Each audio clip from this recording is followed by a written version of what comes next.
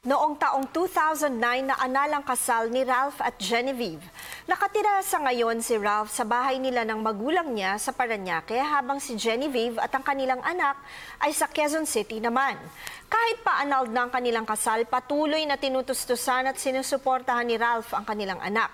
Kaya lamang magmula nang sila'y maghiwalay, hindi ni Genevieve na magkasama ang mag-ama at sila ay limitado lamang sa isang beses isang linggo na pag-uusap via video call sa pamamagitan ng internet. Nitong mga nakaraang linggo, hindi na nakakausap pa ni Ralph ang kanilang anak dahil pinaputol na daw ni Genevieve ang kanilang internet connection. Tinatawagan ni Ralph si Genevieve upang payagan siya na magkita man lang silang mag-ama kahit na minsan sa isang linggo. Hindi pumayag si Genevieve at sinabihan siya nito na pakakasalan na niya ang kasalukuyang boyfriend. Nais daw ni Genevieve na maging close ang kanilang anak sa magiging bago niyang asawa, kung kaya't dapat na pirmahan ni Ralph ang isang kasunduan na nagsasaad na ibinibigay na niya ng kusang loob ang pagiging magulang nito sa magiging asawa ni Genevieve.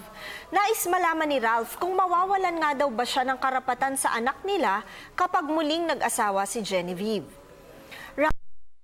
O hindi na maaaring mawala ng karapatan sa anak ninyo kahit pa muling mag-asawa si Genevieve. Ayon sa kaparehong kaso na dinesisyon na ng Supreme Court sa kaso ng Silva versus Court of Appeals, GR number 114742, July 17, 1997. May natural na karapatan at isang moral at legal duty ang mga magulang na patuloy na alagaan ng mga bata upang masiguro na maayos ang paglaki ng mga ito. Ang karapatang ito ng mga magulang ay hindi maaaring hadlangan kahit pa nga daw hiwalay na ang mag-asawa.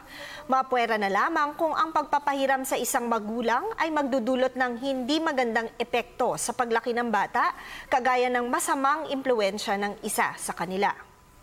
Tandaan ang aming opinyon ay limitado lamang sa mga impormasyong inyong ibinigay sa amin at maaari itong mag-iba depende dagang detalye. Malaya po kayong makakakonsulta sa inyong napiling abogado. Patuloy po kayong mag-email sa ptv4newscenter@gmail.com. Attorney JJ Jimeno Atienza, ang inyong bisig ng batas.